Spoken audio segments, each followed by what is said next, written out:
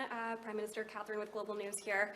Were you, your office, or any Liberal Party staff ever warned before or after September 2019 election about CSIS concerns that Mr. Han Dong was suspected to be involved in the People's Republic of China foreign interference? And if the Liberal Party government was warned prior to the 2021 election, why did the Liberal Party allow him to run?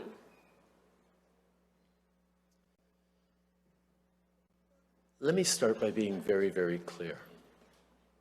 There are 1.7 million Canadians who proudly trace their origins back to China.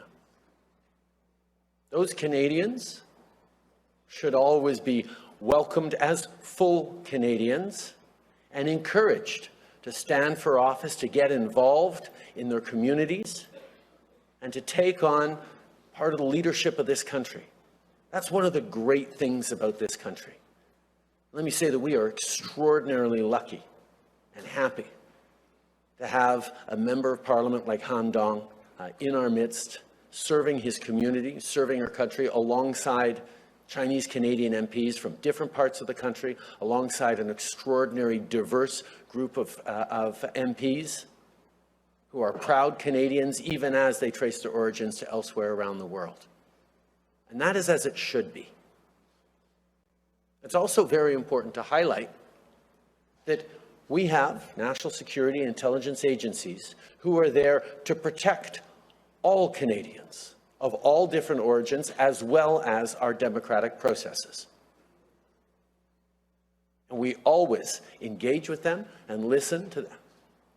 But let me also be very clear to a really important point that I think some folks are choosing to overlook.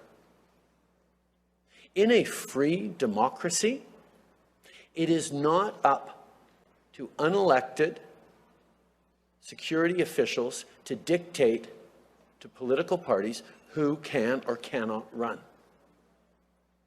That's a really important principle. We, of course, draw on the expertise every step of the way. But the suggestions we've seen in the media that CSIS would somehow say, no, this person can't run or that person can't run, is not just false, it's actually damaging to people's confidence in our democratic and political institutions. Hi there, Lorenda Redekop from CBC. Prime Minister, just a follow-up on that question on CSIS and Han Dong. Are you saying that they didn't warn you, or were you warned and you chose to dismiss it for those reasons? Just wanted some clarification. Once again, one of the things we've seen, unfortunately, over the past years is a rise in anti-Asian racism linked to the pandemic, and concerns being arisen around people's loyalties. I want to make everyone understand fully that Han Dong is an outstanding member of our team, and suggestions that he is somehow not loyal to Canada should not be entertained. Much of what CSIS actually does in keeping Canadians safe involves protecting various diaspora communities from influence of authoritarian governments around the world.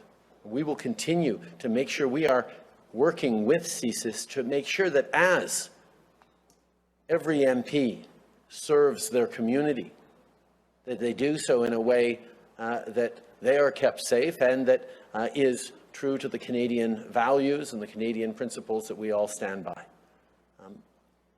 CSIS is active in fighting against foreign interference, and part of its tools for doing that is making sure that political parties and individual politicians are alert to the potential influences they may be faced with.